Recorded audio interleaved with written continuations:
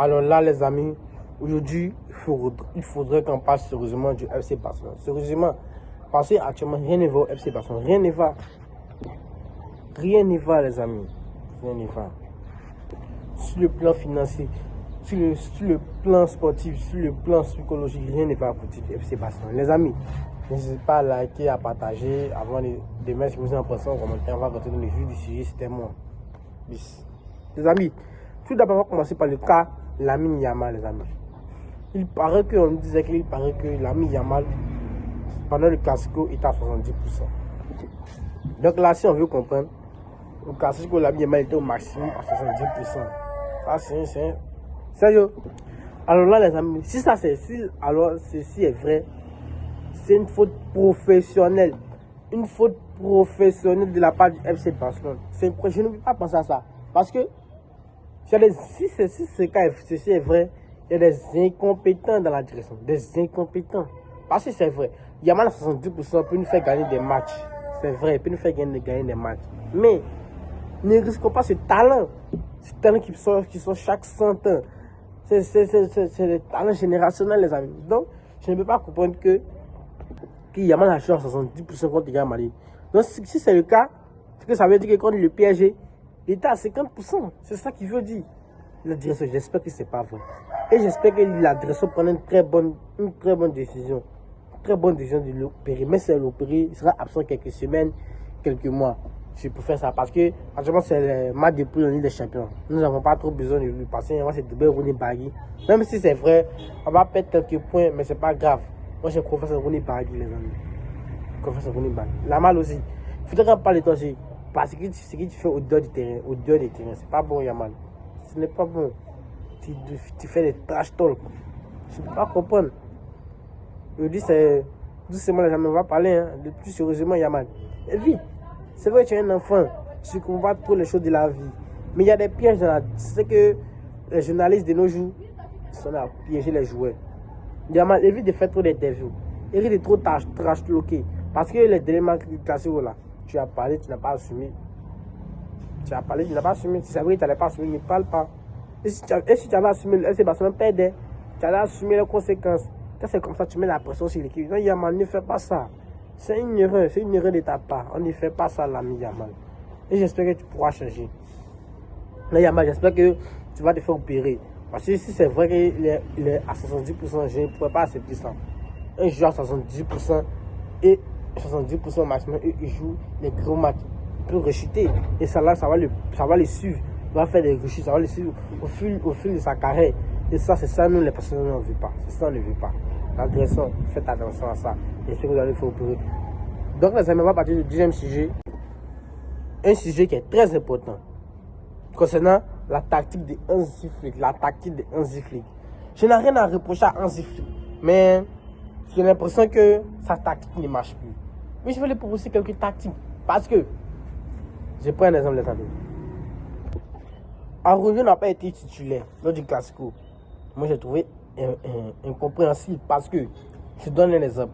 Mbappé et Vinicius, ce sont des joueurs qui sont très rapides. C'est vrai que Eric Garcia est légèrement plus fort balle au pied que Ronald Arroyo. Mais des joueurs comme Mbappé et Vinicius, il faut des joueurs pour leur suivre à la vitesse. Eric Garcia n'a pas la vitesse. Alors que je sens qu'Eric Garcia est plus performant que Jude Koundé sur le poste de latéral droit. Donc les amis, ce qui veut dire à partir de là, Eric Garcia devait être au poste de latéral droit et Ronald Arroyo dans les centres. Mais qu'est-ce que Hansi Flick a opté? Il a décidé de mettre Eric Garcia, le défenseur central, et il a décidé de mettre Jules Koundé qui n'est pas en forme, qui est claqué au sol depuis ce début de saison sur le poste de latéral droit. C'est fait sentir. Parce que pendant le Classico, il s'est fait bouffer par Vinicius à un point que je ne croyais pas que c'était Jules Koundé. Incroyable. Arroyo qui a fait une très bonne entrée en tant que défenseur. Et parfois, il faisait des fois, je me moque quoi. Il faisait des dribbles par-ci par-là en attaque. Ronald Arroyo, je ne comprends pas la tactique du aujourd'hui. Parce que c'est vrai, à ce moment, il y a des joueurs qui sont fatigués. Actuellement, l'équipe du FC Barcelone est épuisée. Parce que la tactique que Hansi Flick a opté la dernière saison, c'était épuisant pour les joueurs. Épuisant. Il y a des joueurs qui sont cramés, qui ne peuvent plus tenir. Sachant que nos meilleurs défenseurs sont partis. lui qui avait la grinta, qui motivait les groupes, les troupes, tout ça, est parti du club, qui s'appelle Inigo Martinez. C'est un poids. Un peu aussi, il y a un joueur aussi qui n'a pas compté sur leur défense, Christensen. Il se blesse tout le temps, je ne comprends pas ce joueur. On a du respect pour lui, peut-être qu'il n'a pas de respect pour nous. Ce qui veut dire, il se blesse tout le temps, mais toujours nous, on a toujours donné une deuxième chance. Il se blesse, il faut qu'il parte de notre club.